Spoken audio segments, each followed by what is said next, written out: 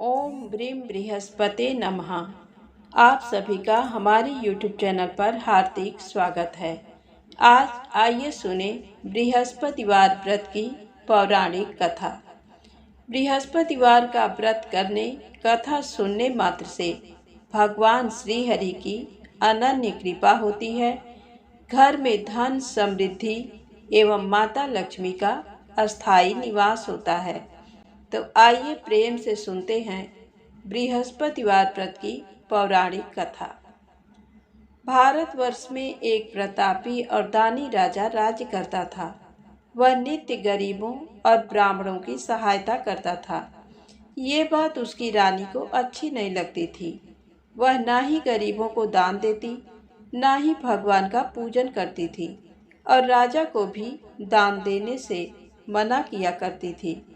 एक दिन राजा शिकार खेलने वन को गए हुए थे, तो रानी महल में अकेली थी। उसी समय बृहस्पति देव साधु वेश में राजा के महल में भिक्षा मांगने के लिए गए और भिक्षा मांगी। रानी ने भिक्षा देने से इनकार किया और कहा, हे साधु महाराज, मैं तो दान पुण्य से तंग आ गई हूँ। मेरे पति सारा धन लुटाते रहते हैं। मेरी इच्छा है कि हमारा धन नष्ट हो जाए, फिर ना रहेगा बांस, ना बजेगी बांसुरी। साधु ने कहा, देवी, तुम तो बड़ी विचित्र हो। धन संतान तो सभी चाहते हैं। पुत्र और लक्ष्मी तो पापी के घर भी होने चाहिए। यदि तुम्हारे पास अधिक धन है तो भूखों को भोजन दो, प्यासों के लिए प्याऊ बनवाओ, मुसाफिरों के लिए धर्मशालाएं खुलवाओ। जो निर्धन अपनी कुंवारी कन्याओं का विवाह नहीं कर सकते, उनका विवाह करा दो। ऐसे और कई काम हैं जिनके करने से तुम्हारा यश लोक परलोक में फैलेगा। परंतु रानी पर उपदेश का कोई प्रभाव न पड़ा। वह बोली, महाराज, आप मुझे कुछ न समझाएं। मैं ऐसा धन नहीं चाहती जो हर जगह बांटती फिरूं। साधु ने उत्तर दिया, यदि तुम्हारी ऐसी इच्छा है तो तथास्तु। तुम ऐसा करना कि बृहस्पतिवार को घर लीपकर पीली मिट्टी से अपना सिर धोकर स्नान करना, भट्ठी चढ़ाकर कपड़े धोना। ऐसा करने से आपका सारा धन नष्ट हो जाएगा। इतना कहकर वह साधु महाराज वहां से आलोक हो गए। साधु के अनुसार कई बातों को पूरा करते हुए रानी को केवल 3 बृहस्पतिवार ही बीते थे कि उसकी समस्त धन संपत्ति नष्ट हो गई। भोजन के लिए राजा का परिवार तरसने लगा। तब एक दिन राजा ने रानी से बोला कि हे रानी, तुम यहीं रहो, मैं दूसरे देश को जाता हूँ, क्योंकि यहाँ पर सभी लोग मुझे जानते हैं, इसलिए मैं कोई छोटा कार्य नहीं कर सकता। ऐसा कहकर राजा परदेश चला गया। वहां वह जंगल से लकड़ी काट कर लाता और शहर में बेचता। इस तरह वह अपना जीवन व्यतीत करने लगा। इधर राजा के परदेश जाते ही रानी और दासी दुखी रहने लगी। एक बार जब रानी और दासी को 7 दिन तक बिना भोजन के रहना पड़ा, तो रानी ने अपनी दासी से कहा, हे दासी, पास ही के नगर में मेरी बहन रहती है। वह बड़ी धनवान है। तू उसके पास जा और कुछ ले आ, ताकि थोड़ी बहुत गुजर बसर हो जाए। दासी रानी की बहन के पास गई। उस दिन गुरुवार था और रानी की बहन उस समय बृहस्पतिवार व्रत की कथा सुन रही थी। दासी ने रानी की बहन को अपनी रानी का संदेश दिया, लेकिन रानी की बड़ी बहन ने कोई उत्तर नहीं दिया। जब दासी को रानी की बहन से कोई उत्तर नहीं मिला, तो वह बहुत दुखी हुई और उसे क्रोध भी आया। दासी ने वापस आकर रानी को सारी बात बता दी। सुनकर रानी ने अपने भाग्य को कोसा। उधर रानी की बहन ने सोचा कि मेरी बहन की दासी आई थी, परंतु मैं उससे नहीं बोली, इससे वह बहुत दुखी हुई होगी। कथा सुनकर और पूजन समाप्त करके वह अपनी बहन के घर आई और कहने लगी, हे बहन, मैं बृहस्पतिवार का व्रत कर रही थी। तुम्हारी दासी मेरे घर आई थी, परंतु जब तक कथा होती है तब तक ना तो उठते हैं और ना ही बोलते हैं, इसलिए मैं नहीं बोली। कहो दासी क्यों गई थी? रानी बोली, बहन तुमसे क्या छिपाऊं, हमारे घर में खाने तक को अनाज नहीं था। ऐसा कहते कहते रानी की आंखें भर आईं। उसने दासी समेत पिछले 7 दिनों से भूखे रहने तक की बात अपनी बहन को विस्तार पूर्वक सुना दी। रानी की बहन बोली, देखो बहन, भगवान बृहस्पति देव सबकी मनोकामना को पूर्ण करते हैं। देखो शायद तुम्हारे घर में अनाज रखा हो। पहले तो रानी को विश्वास नहीं हुआ, पर बहन के आग्रह करने पर उसने अपनी दासी को अंदर भेजा तो उसे सचमुच अनाज से भरा एक घड़ा मिल गया। ये देखकर दासी को बड़ी हैरानी हुई। दासी रानी से कहने लगी, हे रानी, जब हमको भोजन नहीं मिलता तो हम व्रत ही तो करते हैं, इसलिए क्यों न इनसे व्रत और कथा की विधि पूछ ली जाए ताकि हम भी व्रत कर सकें। तब रानी ने अपनी बहन से बृहस्पतिवार व्रत के बारे में पूछा। उसकी बहन ने बताया, बृहस्पतिवार के व्रत में चने की दाल और मुनक्का से विष्णु भगवान का केले की जड़ में पूजन करें तथा दीपक जलाएं, व्रत कथा सुने और पीला भोजन ही करें। इससे बृहस्पति देव प्रसन्न होते हैं। व्रत और पूजन विधि बताकर रानी की बहन अपने घर को लौट गई। 7 दिन के बाद जब गुरुवार आया तो रानी और दासी दोनों ने व्रत रखा। घुड़साल में जाकर चना और गुड़ लेकर आई, फिर उससे केले की जड़ तथा विष्णु भगवान का पूजन किया। अब पीला भोजन कहाँ से आए, इस बात को लेकर दोनों बहुत दुखी थीं।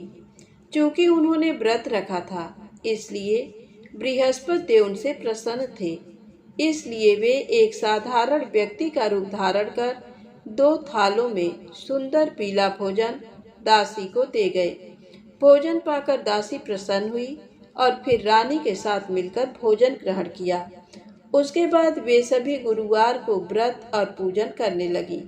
बृहस्पति भगवान की कृपा से उनके पास फिर से धन संपत्ति आ गई, परंतु रानी फिर से पहले की तरह आलस्य करने लगी।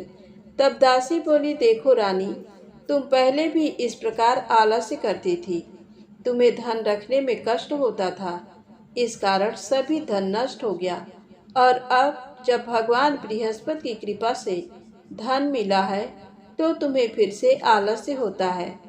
रानी को समझाते हुए दासी कहती है कि बड़ी मुसीबतों के बाद हमने ये धन पाया है, इसलिए हमें दान पुण्य करना चाहिए, भूखे मनुष्यों को भोजन कराना चाहिए और धन को शुभ कार्यों में खर्च करना चाहिए, जिससे तुम्हारे कुल का यश बढ़ेगा, स्वर्ग की प्राप्ति होगी और पितृ प्रसन्न होंगे। दासी की बात मानकर रानी अपना धन शुभ कार्यों में खर्च करने लगी। इधर एक दिन राजा दुखी होकर जंगल में एक पेड़ के नीचे आसन जमाकर बैठ गया। वह अपनी दशा को याद करके व्याकुल होने लगा। बृहस्पतिवार का दिन था। एकाएक उसने देखा कि निर्जन वन में एक साधु प्रकट हुए। वह साधु वेश में स्वयं बृहस्पति देवता थे। लकड़हारे के सामने आकर बोले, हे लकड़हारे, इस सुनसान जंगल में तू चिंता मग्न क्यों बैठा है? लकड़हारे ने दोनों हाथ जोड़कर प्रणाम किया और उत्तर दिया, महात्मा जी, आप सब कुछ जानते हैं, मैं क्या कहूँ? ये कहकर रोने लगा और साधु को अपनी आत्मकथा सुनाई। महात्मा जी ने कहा, तुम्हारी स्त्री ने बृहस्पति के दिन बृहस्पति भगवान का निरादर किया है, जिसके कारण रुष्ट होकर उन्होंने तुम्हारी ये दशा कर दी। अब तुम चिंता को दूर करके मेरे कहने पर चलो तो तुम्हारे सब कष्ट दूर हो जाएंगे और भगवान पहले से भी अधिक संपत्ति देंगे। तुम बृहस्पति के दिन कथा किया करो, तो पैसे के चने मुनक्का लाकर उसका प्रसाद बनाओ और शुद्ध जल से लोटे में शक्कर मिलाकर अमृत तैयार करो। कथा के पश्चात अपने सारे परिवार और सुनने वाले प्रेमियों में अमृत व प्रसाद बांटकर आप भी ग्रहण करो। ऐसा करने से भगवान तुम्हारी सभी मनोकामनाएं पूरी करेंगे। साधु के ऐसे वचन सुनकर लकड़हारा बोला, हे प्रभु, मुझे लकड़ी बेचकर इतना पैसा नहीं मिलता जिससे भोजन के उपरांत कुछ बचा सकूं। मैंने रात में अपनी स्त्री को व्याकुल देखा है। मेरे पास कुछ भी नहीं जिससे मैं उसकी खबर मंगा सकूं। साधु ने कहा, हे लकड़हारे, तुम किसी बात की चिंता मत करो। बृहस्पति के दिन तुम रोजाना की तरह लकड़ियां लेकर शहर को जाओ। तुमको रोज से दुगुना धन प्राप्त होगा, जिससे तुम भली भांति भोजन कर लोगे तथा बृहस्पति देव की पूजा का सामान भी आ जाएगा। इतना कहकर साधु अंतर ध्यान हो गए। धीरे धीरे समय व्यतीत होने पर फिर वही बृहस्पतिवार का दिन आया। लकड़हारा जंगल से लकड़ी काटकर किसी शहर में बेचने गया। उसे उस दिन और दिन से अधिक पैसा मिला। राजा ने चना गुड़ आदि लाकर गुरुवार का व्रत किया। उस दिन से उसके सभी क्लेश दूर हुए। परंतु जब दोबारा गुरुवार का दिन आया तो बृहस्पतिवार का व्रत करना भूल गया। इस कारण बृहस्पति भगवान नाराज हो गए। उस दिन उस नगर के राजा ने विशाल यज्ञ का आयोजन किया तथा शहर में ये घोषणा करा दी कि कोई भी मनुष्य अपने घर में भोजन न बनावे, न आग जलावे। समस्त जनता मेरे यहाँ भोजन करने आवे। इस आज्ञा को जो न मानेगा उसे फांसी की सजा दी जाएगी। इस तरह की घोषणा संपूर्ण नगर में करवा दी गई।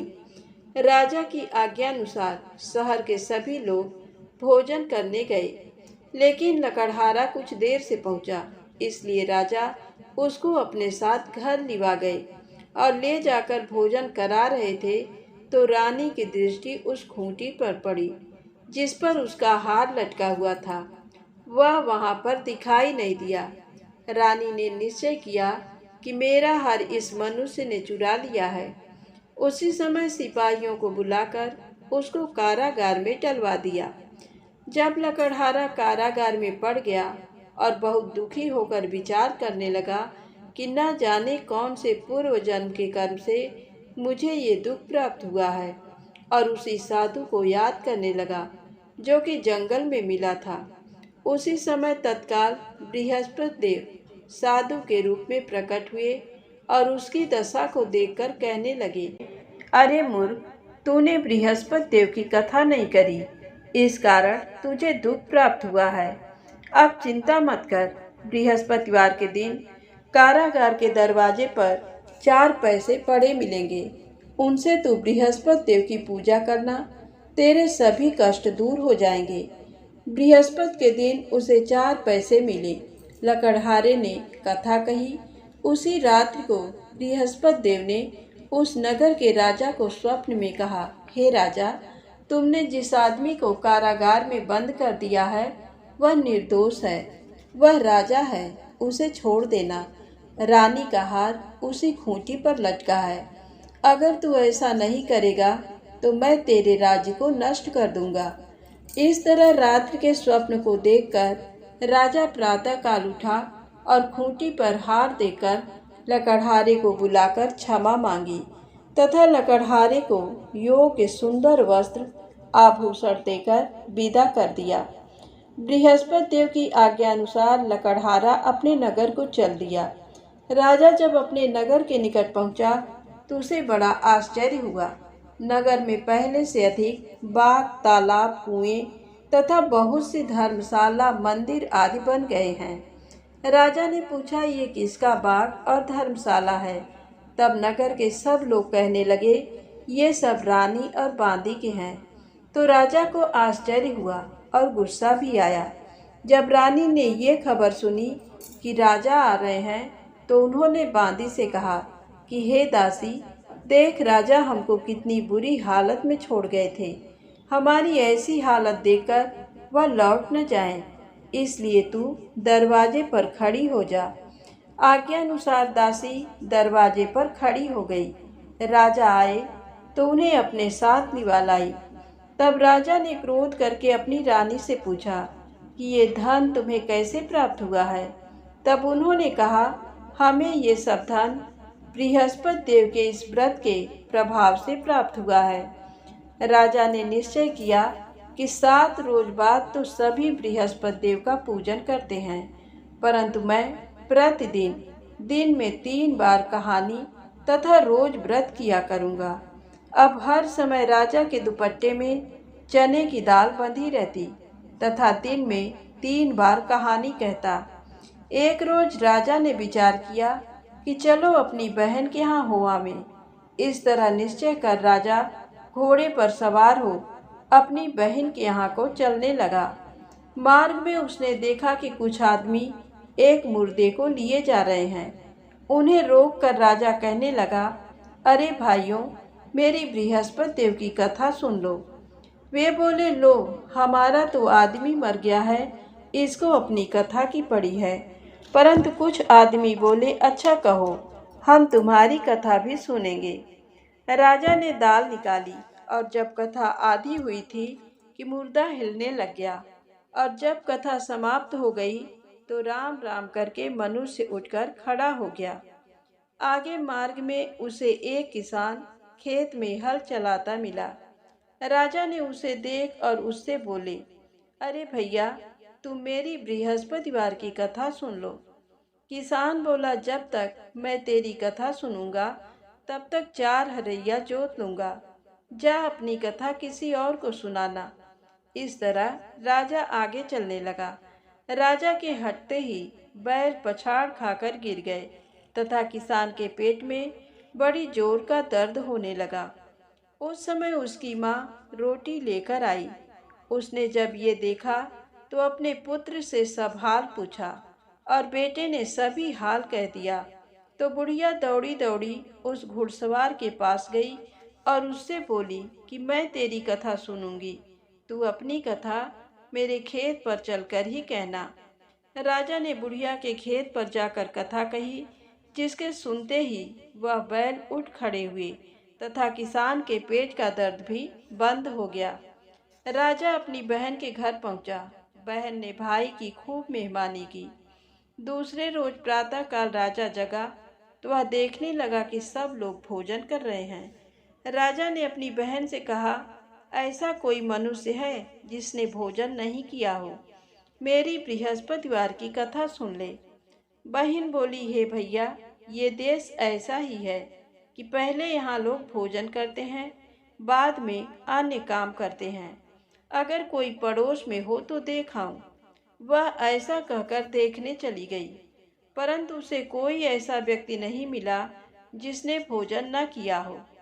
अंत में वह एक कुम्हार के घर गई, जिसका लड़का बीमार था। उसे मालूम हुआ कि उनके यहाँ 3 रोज से किसी ने भोजन नहीं किया है। रानी ने अपने भाई की कथा सुनने के लिए कुम्हार से कहा तो वह तैयार हो गया। राजा ने जाकर बृहस्पतिवार की कथा कही, जिसको सुनकर उसका लड़का ठीक हो गया। अब तो राजा रानी की प्रशंसा होने लगी। एक रोज राजा ने अपनी बहन से कहा कि हे बहन, हम अपने घर को जाएंगे, तुम भी तैयार हो जाओ। राजा की बहन ने अपनी सास से कहा। सास ने कहा, हाँ चली जा, परंतु अपने लड़कों को मत ले जाना, क्योंकि तेरे भाई की कोई औलाद नहीं है। बहन ने अपने भैया से कहा, हे भैया, मैं तो चलूंगी, पर कोई बालक नहीं जाएगा। राजा बोला, जब कोई बालक नहीं चलेगा तब तुम ही क्या करोगी। बड़े दुखी मन से राजा अपने नगर को लौट आया। राजा ने अपनी रानी से कहा, हम निर्बंसी हैं, हमारा मुंह देखने का धर्म नहीं है और कुछ भोजन आदि नहीं किया। रानी बोली, हे प्रभु, बृहस्पति देव ने हमें सब कुछ दिया है, वह हमें औलाद अवश्य देंगे। उसी रात को बृहस्पति देव ने राजा से स्वप्न में कहा, हे राजा, उठ, सभी सोच त्याग दे, तेरी रानी गर्भ से है। राजा को ये बात सुनकर बड़ी खुशी हुई। 9वें महीने में उसके गर्भ से एक सुंदर पुत्र पैदा हुआ।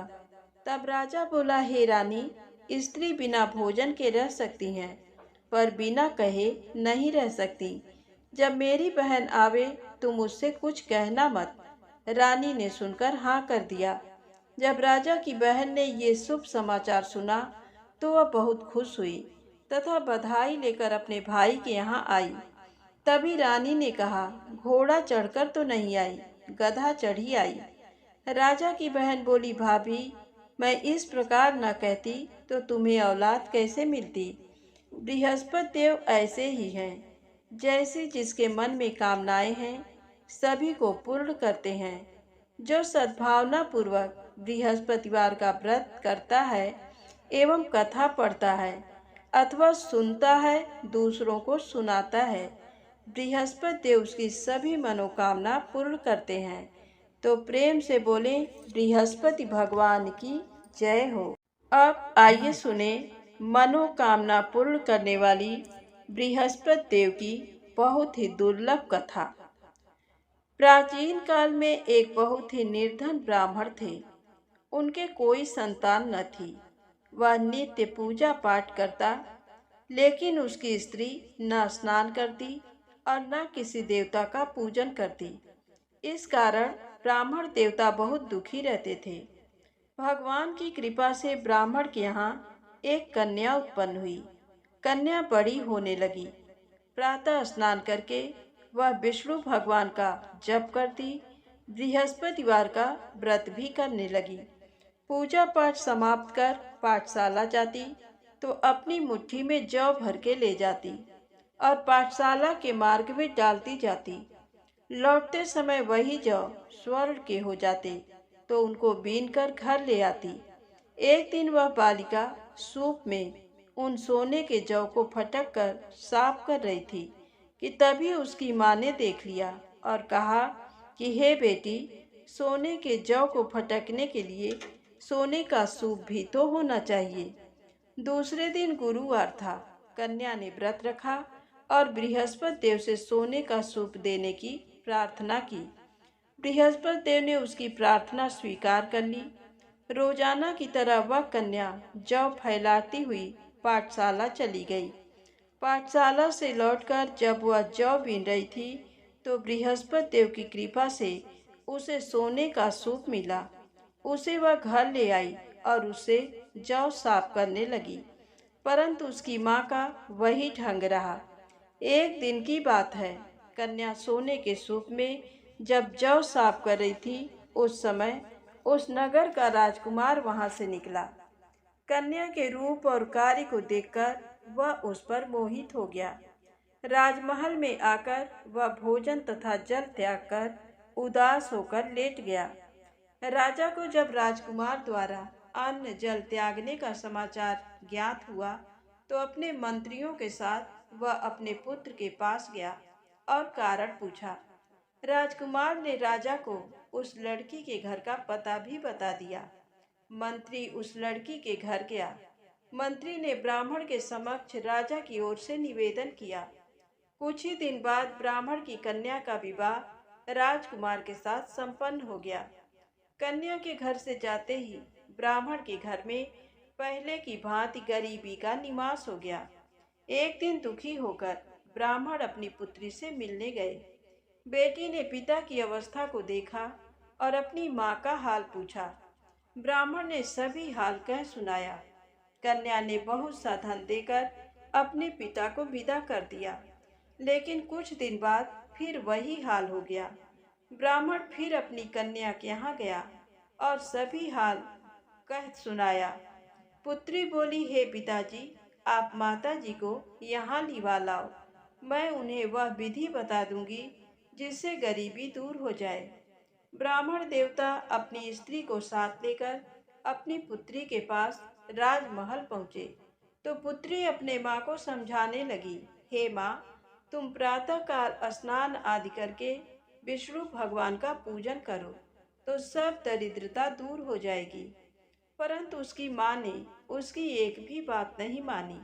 वह प्रातःकाल उठकर अपनी पुत्री के बची जूठन को खा लेती थी। एक दिन उसकी पुत्री को बहुत गुस्सा आया। उसने अपनी माँ को एक कोठरी में बंद कर दिया। प्रातः उसे स्नान आदि करा के पूजा पाठ करवाया तो उसकी माँ की बुद्धि ठीक हो गई।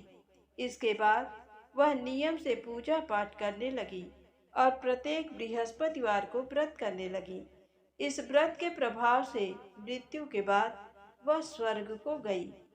वह ब्राह्मण सुख पूर्वक इस लोक का सुख भोगकर स्वर्ग को प्राप्त हुआ तो प्रेम से बोले, बृहस्पति भगवान की जय हो, विष्णु भगवान की जय हो, माता लक्ष्मी की जय हो। यदि आपको कथा अच्छी लगी हो तो प्लीज़ लाइक अवश्य करें, चैनल को सब्सक्राइब करें, शेयर करें। जय माता दी, जय भोलेनाथ।